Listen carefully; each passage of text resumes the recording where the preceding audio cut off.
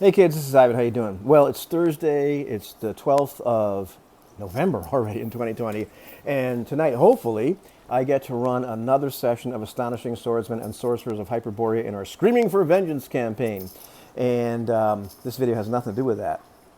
But it was one of those things where I found myself a little bit horrified all of a sudden that here I am knee-deep in the series examining 5th edition Dungeons and Dragons, when really there's this whole other group of games that I'm interested in, that I'm playing, that I like to play, and this is not a major focus of mine. But, you know, it's been really fun to do this series, or cool to do this series, because it helps me to actually really examine the game fully and give it like its due diligence.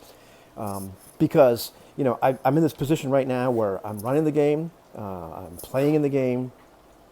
It's something that, you know, I probably should have examined a while ago, because it dominates a lot of the discussion when you're talking about role-playing games, whether that's, well, for good or for ill. I don't think that's very good. So it behooves me to understand this as much as possible. And, you know, sometimes my eyes glaze over reading this, because there's a certain amount of the tropes and the conceits and the, you know, idioms of Dungeons and Dragons that I just kind of know because I've read them before. And like, how many times can you know, read about the Illithids and make it sound as exciting as the first time? And there's other parts where, you know, the way some of the rules are, some of the things that happen in this game, my eyes might glaze over for other reasons. But I don't want to talk about that today. You know, I don't want to always talk negatively about the game. There's a lot of good stuff in this game as well. We'll talk about some of the ways it's put together another time. I want to talk about these schools of magic a little bit more, because I alluded to them a little bit when I talked about the wizard. I went in, you know, deep into like the Evocation School a little bit. But I want to take another look. And these schools of magic are something that's really, it's interesting because they're not something that really existed in the original game. And then by the time that first edition, Advanced Dungeons and Dragons, came out, in the spell descriptions, you know, they said next to them things like evocation and transmutation and conjuration and what have you. And I'm not really sure exactly why Gary Gygax put that in there at the time. Maybe he thought he was going to do something with it. But you looked at it and said, oh, well, that's neat, but there was nothing, no rules, nothing associated with that whatsoever, as far as I can remember. Unless it was something really obscure, but I don't think there was. It was just, oh, well, okay, I guess it's an objuration. Hooray. Later on, the future designers of the game started to try to, you know, make wizards of different schools and have those schools actually mean something. And that's a big task they had before them. It's still a big task they had before them when they made 5th edition Dungeons and Dragons, partly because that's not the way the game was designed. There's a spell list. There's a bunch of spells that do things. Maybe you can kind of justify they're of different schools, but the game isn't designed around having schools of magic and having different rules for these different schools of magic like a lot of other games are designed. So you're trying to tack on something to an existing rule set or list of spells, or however you want to describe it, after it's already been made. And that's tough. So, you know, it's not surprising that very often some of these things are a little bit lackluster or seem kind of mailed in or whatever, although I still think they could have done a better job. But anyhow, let's talk about the schools of magic, and specifically the wizard and what they get for being a member of a different school. And I actually went ahead and wrote out, took a really good look at what you get at 2nd and 6th and 10th and 14th level, as well as just the spell list in general. But anyhow, schools of magic. There's a really important line here. It's on page 203 in the Player's Handbook. And it says, the schools of magic help describe spells. They have no rules of their own, although some rules refer to the schools. Really, really important. It's kind of what I just said a minute ago, but it's important. There's objuration spells, and they're protective in nature. They usually create some kind of barrier. They negate harmful effects, etc. They banish creatures. Conjuration spells, they kind of do two things, like broad things. They involve like transportation of objects from one place to another, you know, teleporting, all that kind of stuff. And sometimes it allows you to create objects or effects out of nothing. Divination, on the other hand, it reveals information. There's, you know, portents, glimpses of things long forgotten, or of the future, of hidden things, the truth behind illusions. You know, it allows you to see the truth in one way, shape, or form. Enchantment spells, they affect the minds of other people or other creatures, controlling their behavior, maybe their memories, maybe even controlling them like a puppet a little bit, doing things like making them fall asleep, etc. Evocation spells, kind of a weird one. They manipulate magical energy to produce a desired effect. It's a lot of the magic. It looks like magic, calls up blasts of fire or lightning. Others channel positive energy to heal wounds. There's a bunch of spells that fall under the evocation umbrella, and sometimes you're not really sure, why do they call this a conjuration instead of an evocation or whatever, because very often you're conjuring something out of nowhere. Does it really matter? No. Illusion spells, pretty self-explanatory. They influence, they deceive the senses or minds of others. They cause them to see things that aren't there, etc. Some things, it's interesting here in this particular edition, sometimes an illusion is something that everybody can see, but very often in this edition, it's something that it only affects the mind of the targeted creature, which is different than it used to be in some of these older editions when illusion was just kind of there. Necromancy spells manipulate the energies of life and death. There's a lot of like creation of undead. There's let's see, stuff to do with the life force in general. There's another one that gets a little bit weird. Transmutation spells change the properties of creature, object, and environment. So they change things from one thing to another, enhancing or changing the innate abilities. So sometimes you're changing an object. Sometimes you're changing the nature of a person or a creature or what have you. They're just kind of loosey-goosey, things. Anyhow, looking at the wizard spell list and everything, there's a disparity in the number of spells. And that's because, once again, it wasn't designed from the ground up. There are 40 spells that are evocation spells, 35 if you don't count the cantrips. That is far, in a way, the biggest one. I think Transmutation is the next biggest school with 38 spells, 35 if you don't count the cantrips. After that, it's kind of middling spell ranges like Conjuration and Illusion have 29 and 27 respectively, Abjuration 24. And then, you've got like Divination with 17, Enchantment with 19, and Necromancy with 18. So nowhere near as many spells as things like Conjuration or Evocation rather, and like Transmutation or even Conjuration. Evocation has the biggest one by far, and it's funny. Like I got at least a few comments of people talking about, well, the reason that the extra effects you get for being an Evocation Wizard aren't all that great is because of balance, because those spells are more powerful than spells in like another school like Illusion or what have you. I don't think that really holds water, and I'll tell you why. These spells are available to all wizards. There's no special rules for them. The only thing you get for, like, say, being an Evocation Wizard is, in terms of like what spells you can actually have on your list, is, well, they cost you half as much to write down in your spell book. That's it. These spells are available to everybody. They're able to be cast by everybody. You don't need to balance them because Fred, the Illusion Wizard, who is specialized in illusions, can cast fireballs with the best of them. The only thing you might get as an Evocation Wizard eventually is to get five more hit points from your fireball than Fred does.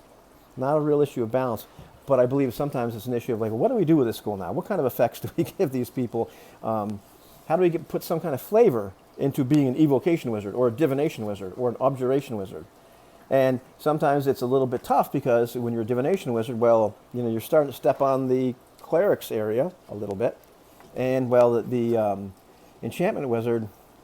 Well, we'll talk about that because there's another Enchantment Wizard in the game. And that's a whole different kettle of fish I don't want to get into right now. But I took a look at, what kind of effects do you get as a wizard in these schools at 2nd level, and at 6th level, and at 10th level, and at 14th level. And comparing them, like, how good do they do? How creative, how useful are these things? Abjuration Wizard at 2nd level, when you're casting an Abjuration spell, and a lot of times it says spell of 1st level or higher. Pretty much it says that a whole bunch of times and all these, and really what it means is the cantrips don't count. So you cast an Abjuration spell, you create this ward, and the ward has a number of hit points equal to twice your wizard level plus your intelligence modifier. And the ward takes damage first. So at 2nd level, this is going to be about 7 hit points. It's going to max out at 20th level, something like 45 hit points. So you have this thing in front of you that's going to take damage before you do. And it's pretty darn useful. I think that's an awesome effect. And if you completely use it up before a long rest, if you cast another Abjuration spell, well, then it recharges it by like hit points like twice the spell level. So not an awful lot, but it does something. I thought it was a little odd that you actually have to cast an Abjuration spell first, but talking to Eloy, he said, well, what you could do is just cast Alarm as a ritual in the beginning of the day, and then it doesn't cost one of your spell slots, and it's this kind of way to cheat and power up your ward for the day, which I thought, well, I don't know. But, that's a little, it's by the book, but I wonder why they actually made you cast a spell in the first place. Shouldn't that be something you can just do as an Abjuration Wizard? Seems like a little, just seems like a little odd that they would make you do that, or kind of, unnecessarily draconian. But I think that's pretty awesome as an Abjuration Wizard. Conjuration Wizard, at second level, you can create a mundane object. I paraphrase some of these, but I think I got them right. It's no more than 3 feet on a side, no more than 10 pounds. It's radiating a dim light. It's obviously a magical object. It looks like something right out of Scooby-Doo, like, sort of thing. So you can't fool anybody with this being like a real object. It disappears after 1 hour, or if you use the ability to create another object, or if it takes damage. Useful, I suppose, if you need to like create a backpack to carry things in or whatever. You're not going to fool anybody with the object. You're not going to tell them this is the thing they were looking for. It's a little underwhelming compared to the objuration effect. Yes, it fits in the flavor of Conjuration, but okay, you just made a thing. Great. Divination. This is one of my favorite ones. At the beginning of the day, you roll a couple d20s. You record the rolls, these 2 d20s. Now, before a roll gets made, anytime during the day, by you or by somebody else, you can say, aha, this is one of the things I foretold this morning that this was going to happen. And you can take one of these results and you can replace the die roll with this result. You don't wait for them to roll. You have to commit. This is what it's going to be. Now, right now, I had a great roll this morning. I rolled a 20 and I rolled a 17. That's cool. These are like nice high rolls. I can use them. Very, very useful. And if I roll something like some 3s and some 4s, that's really cool too, because maybe I want somebody to fail their save, and so I can make my enemy do that. But I was talking to my friends the other night. I'm sitting there rolling 11s and 12s and what have you. What do you do with those rolls? It really depends on like how well these dice rolls go. Because something an 11, great. Oh, I get to substitute that for everything. So it's like, little lackluster. But we'll get back to that. Enchantment. Pretty much what you can do is hypnotize somebody, via your voice or your gaze, and you have to use your action each round and maintain this. So you can actually make somebody just stop and do nothing, but like you have to pay attention to you. And I believe they have to make a wisdom save to do it. And if you fail on it, well, then you can't do it again to them until they take a long rest. So that's a pretty interesting ability. So it's like, okay, that's pretty cool. Evocation. Well, we already know this. You can sculpt the spells. And I did a whole video on this kind of thing. So essentially, they make any saves in their your allies, the people that you choose. There's a certain number you can choose. Well, they automatically make their saves. They don't take any damage from the effects of the spell, and there's a whole video on all that kind of stuff. Illusion. You learn the minor illusion cantrip, unless you already know it. In which case, you learn a different cantrip of your choice, which could be not even illusion, just a different cantrip. And when you cast minor illusion, here's the actual real effect. You create both auditory, sound and an image. So it's a more convincing little minor illusion. Okay. Yeah. Basic flavor of illusion, but a little lackluster. It's not creating a ward, I'll tell you that. Necromancy. Once per turn, when you kill one or more creatures with a spell, you gain 2 hit points per spell level or 3 hit points per spell level if it's a necromancy spell. So, depending on what spell you cast to kill something or the type of spell, the spell level, this means you can gain something like 4 to 27 hit points, throughout the course of your career, by doing that. So as a second level necromancer, well, you can gain something like 4 to 6 hit points back by killing something with a spell. And I suppose you could say at the end of the day, like, I don't have dice for a short rest, and like I'm gonna just go kill a rat with a spell. Because you can do it, It's okay. It's semi-interesting. That's not so bad. It kind of fits in with necromancy a little bit. You have to kill them. It's different than doing hit points worth of damage to them. But there's already a spell that does that. So they have a lot of hurdles to overcome. How do I get a flavor of this school and give you some kind of freebie without stepping on a spell that already exists? All right, transmutation. You can change one substance into another for the duration of concentration up to an hour. But it's got to be all one material. The item has to be all wood, all stone, not gems, but stone, iron, copper, or silver. And you can change one into another. And I'm thinking to myself, how many times can you do the used car salesman trick, where you change something that's wood into silver and sell it to them and then run away before they notice? And, I'm sure there's other uses for this, but, what else was I thinking? You could change a weapon into a silver weapon to, hurt a werewolf or something like that if you just have an iron sword. But there's not, it's a little lackluster, kids. Okay, let's go back. 6th level, Abjuration. You can use your ward to protect a creature you can see up to 30 feet away. So the ward doesn't just protect you. If you want to, you can, if John's getting his butt kicked, you can go ahead and have it absorb stuff from his attacker as well. Pretty useful. When is this going to be useful? Probably when you're escorting Princess Peach from one place into her castle, because let's be honest, I'm the wizard. I have the worst armor class of anybody. I have the lowest amount of hit points of anybody. I'm using that on me. Okay, so, it's okay, but it has its uses. Not super, super exciting, but all right. Conjuration, that's 6th level. As an action, you can teleport to an unoccupied space you can see within 30 feet. Or if you want to, you can swap places with a willing creature in the same area you can comp. He goes there, you go there. And you can't do it again until you finish a long rest or cast a Conjuration spell of 1st level or higher, which kind of recharges that ability. It's pretty useful. Not so bad. Divination. When you cast a Divination spell of 2nd level or higher using a spell slot, you regain 1 expended spell slot of a lower level, and you can't do it and it can't be higher than 5th level. Useful to get a spell slot back. What does it have to do with divination? Nothing. Really no flavor. I'm not really sure where they came up with that. Really kind of uninspired. So far, Divination Wizard is kind of losing out here. Anyhow, enchantment. When a creature within 30 feet makes an attack on you, you can use your reaction to make them attack somebody else instead if they fail a wisdom save. There's lots of different other targets. They get to choose which one they attack. And if they make the save, you have to. A lot of these abilities, if they save against it or they break it, you can't do it to them again until you take a long rest. Okay, so pretty useful. Okay, don't attack me. Attack Jim. Jim's got more hit points than I do. And I don't have a ward because I'm not an Abjuration Wizard. I'm an Enchantment Wizard. Go attack that guy. He's got a ward. All right, Evocation. We already know that our damaging cantrips that are normally saved for no effect are now saved for half, and it turns out those are just 2 Conjuration cantrips, which you can use by the book. And no, I'm not counting these other books that are on my shelf and what they said later on. I'm counting about the book that they are still willing to sell me. That's an non-revised player's handbook. That's what it says that these things do. So, no excuse for poor running in the beginning or poor research or making sure that the thing actually makes sense. Evocation, yeah, sucks at 6th level. All right, illusion. When you cast an illusion with a duration of 1 minute or more, you can use your action to change the nature of the illusion as long as you can see it. This is a weird one. So essentially, what this tells me is all the other illusions I create, I cannot change the nature of that illusion on the fly, even if I'm concentrating on it. What I decided to cast as an illusion beforehand, well, this is the way it's going to stay. So this is pretty useful if that's the case.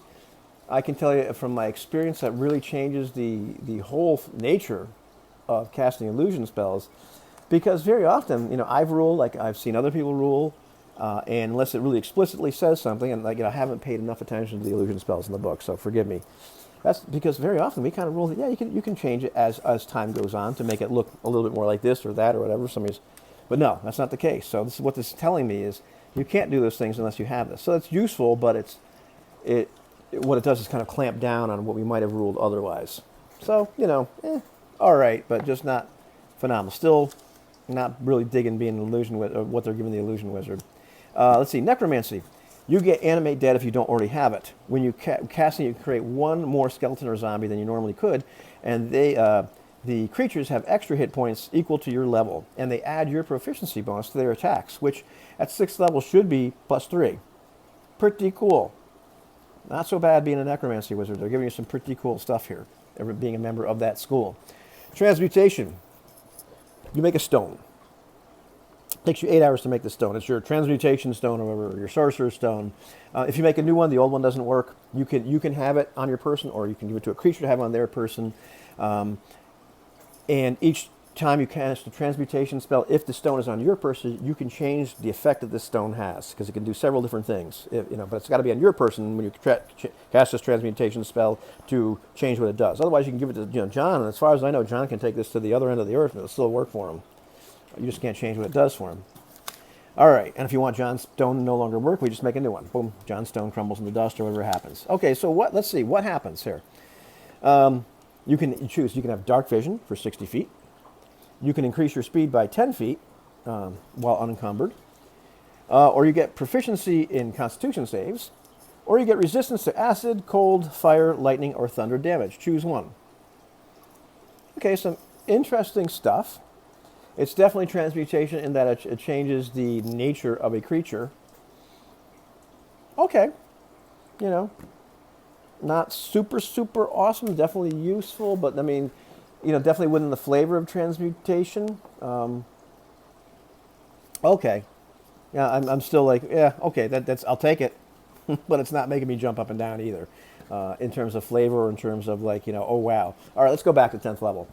When you cast an Abjuration spell, you're not Abjuration Wizard, that requires you to make an ability check, you can add your proficiency modifier to the check, which at this point will be +4. So that's things like counterspell and dispel magic. So, okay, pretty cool. I'll take that +4 to making an ability check. You know, it's not the most exciting ability, but it's not useless either, especially if you're doing the counterspell type stuff. I'll talk about counterspell another time. That's just a very odd thing that, you know, it changes the nature of the game. And I know this is not the edition that brought it into existence. It's a very, very odd duck. Anyhow, Conjuration. You're a Conjuration Wizard, 10th level. Your concentration cannot be broken by taking damage when concentrating on a conjuration. That's pretty darn useful. Pretty useful. So you can get beat up and you don't have to worry about that.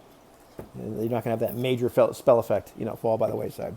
All right, a Divination Wizard at 10th level. You can use your action to gain benefit, which lasts until you're incapacitated or take a long rest.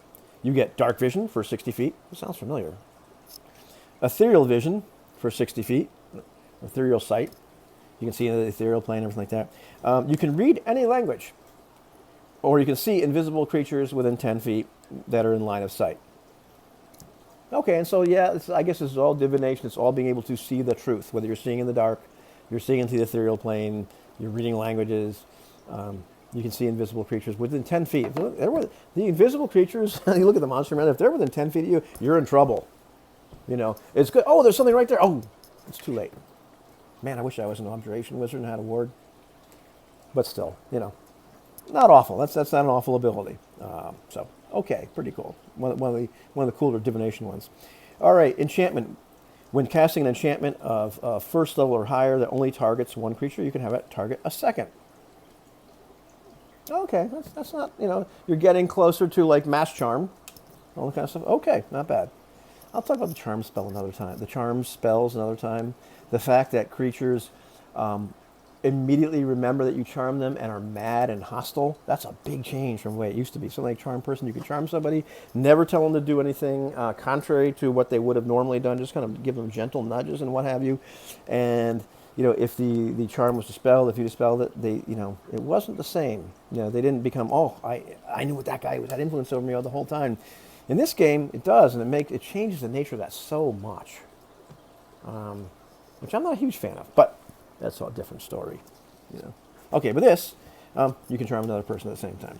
All right, evocation. Oh, we already said you can, in my other really long video, and this one's getting long, you can add your intelligence modifier, which at this point should be, you know, a +5 on any damage roll, any evocation spell you cast. Kind of useful. That's cool.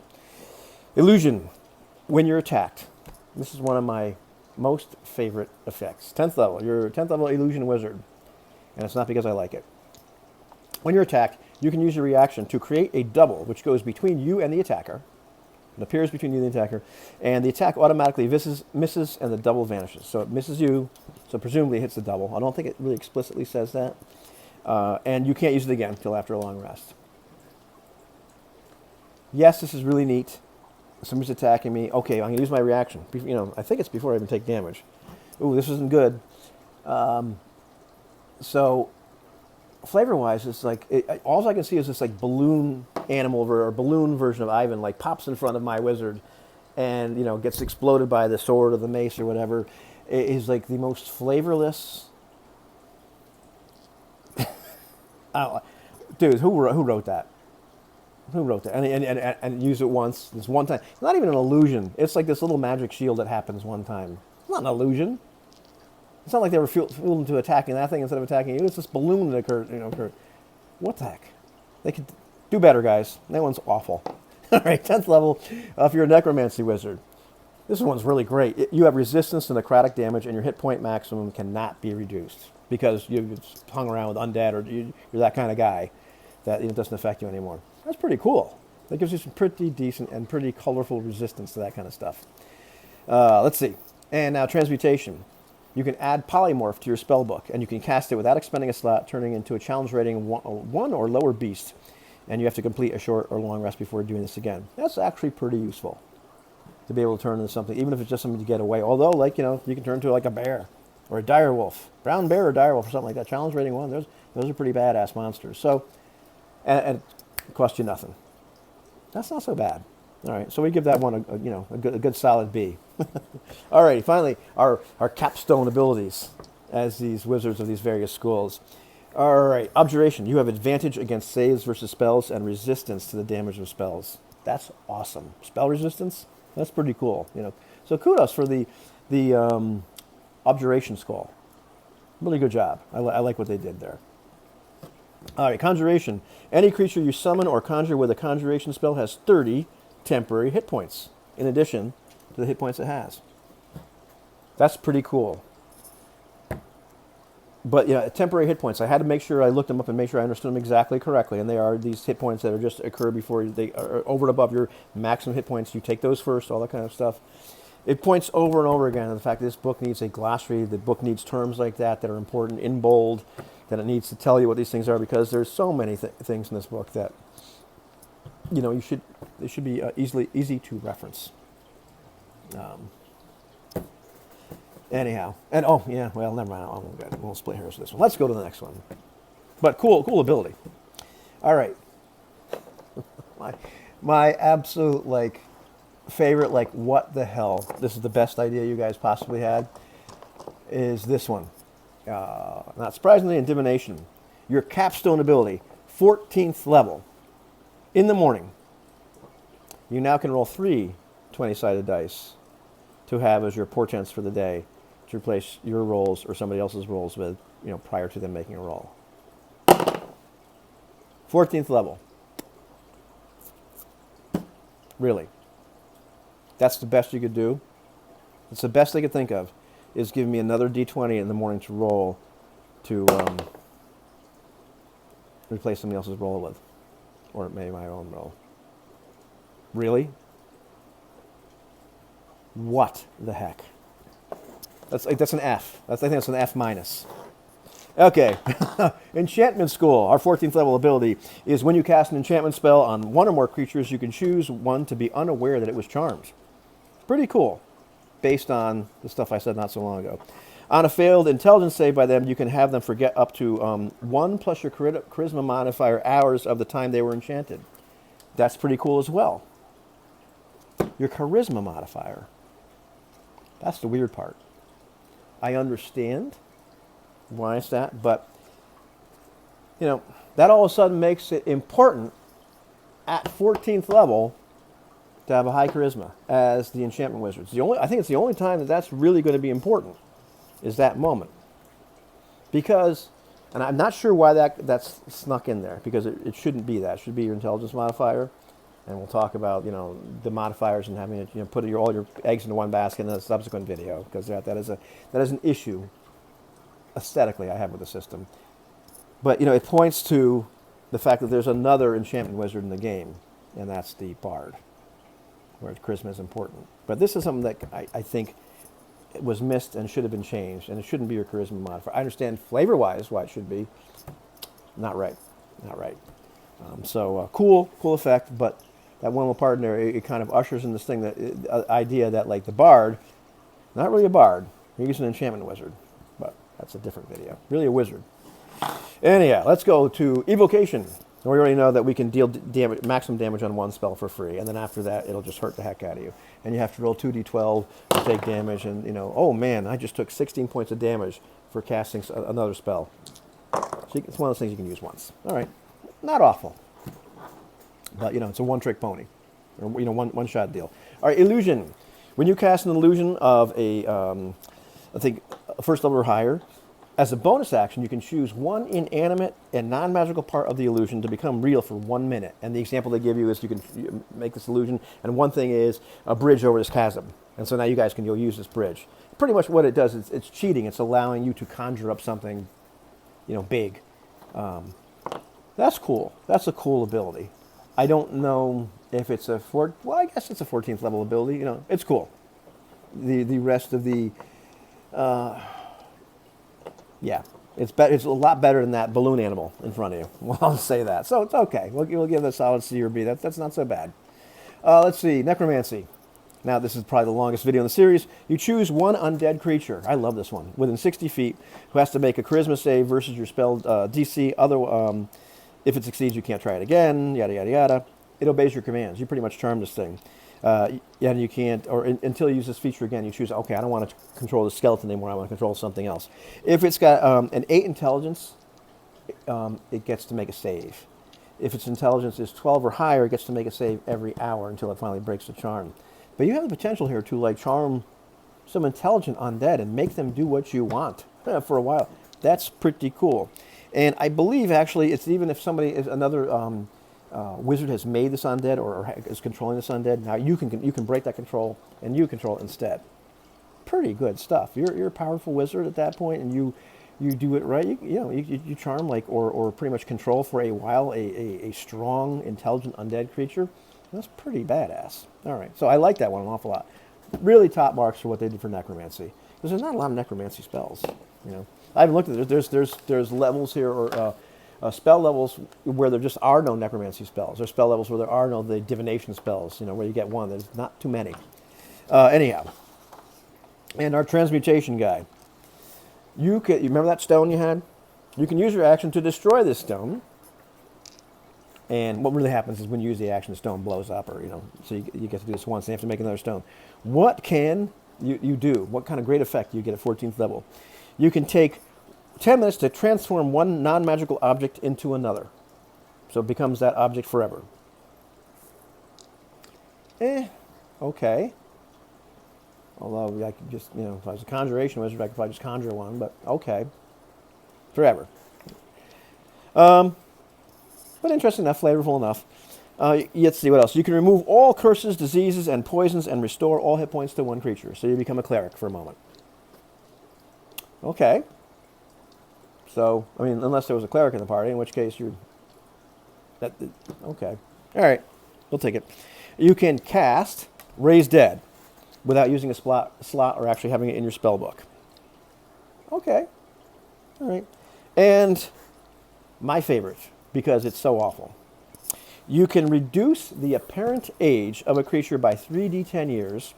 You can't make their apparent age any lower than 13 years old, and it doesn't actually extend their lifespan. It's like it's plastic surgery, kids. You're making the apparent age of this creature is less. It's like I look young for my age, but I'm really 52. I know I look like I'm in my 30s, but it's not true. What the hell is that? I've made him look younger, but he's not. Okay, great. The king looks much younger and much more hearty and hale than he used to be, and but he's really going to die in a couple of years anyway. Wow, 14th level. Wow, and I just blew up this stone I took 8 hours making and all this other stuff. So, that one's kind of an They could have done better with that. So yeah, those are the abilities you get from being a member of school. Those are kind of the schools, of magic, and the abilities you get for being a wizard of any of those schools. I think they had a tough task before them, to be fair, because the game was not designed around the schools in the first place, or the magic system was not designed around it. And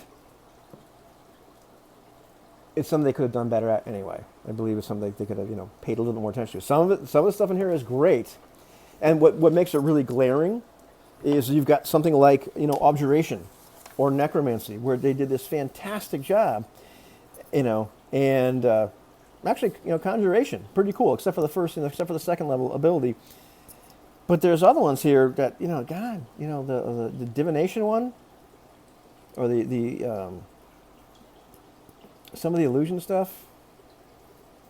I just, why would you take that school?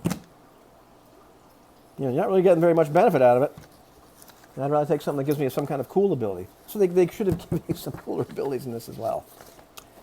And that's my take. And that's not even going into the hey gosh, how come you just aren't better at those spells? And I understand there's been some efforts to do that as well. And I still think it's something that probably could have been examined. Can you make it? Can you be better at those particular spells? Although you do run into that problem all of a sudden. There are the various schools have a different number of spells involved with them. So if I'm an Evocation Wizard, now I'm all of a sudden better at 40 spells, whereas if I'm a Divination Wizard, I'm only better at 17 of them. I can see that's kind of an issue. So that's kind of what happens with all that. If you haven't turned this video off yet, by the end, just as points of information, it is kind of interesting that the spells and when they actually happen, like the greatest number of spells in the spell list themselves, like by level. Abjuration, there's 7 spells that are Abjuration spells at 3rd level. That's kind of where it peaks, and that's all the resistant to, protection from, all that stuff. So the 3rd level spells is when the Abjuration really comes into its own. Something like Transmutation, it's right at 2nd level. It's changing this into that. It's changing the abilities of creatures, all those sort of things. Evocation and Illusion really get the greatest number of spells at 2nd level as well. So some of these things have peaks, and other schools of magic just kind of very consistent, like Evocation or Conjuration. Pretty much have a steady stream of new and exciting spells. What does that really mean? Not much, except it gives you this realization that the game was not designed around schools of magic, and now they're having to try to backpedal and try to make something work out of all of it. I just think, despite that difficulty, they could have done a little bit better for some of these schools and some of these abilities. So it's kind of hit or miss, which is disappointing in a game that's supposed to be well designed. Take it easy, kids.